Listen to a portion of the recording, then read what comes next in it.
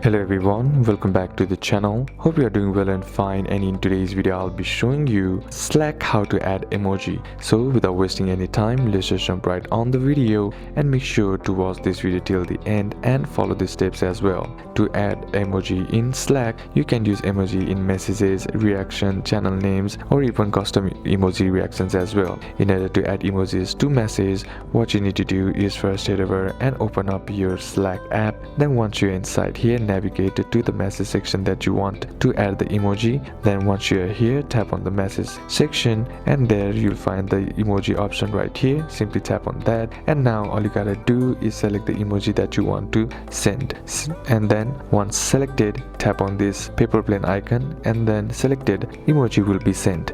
You can also type semicolon smile and then you'll find the emojis right here. Simply select it and then tap on a paper plane to send it. So these are a couple of steps that you can apply, and that's it for today's video guys. Hope this video was useful to you. Leave a like if it did, comment down any questions that you have, and see you soon on the next one.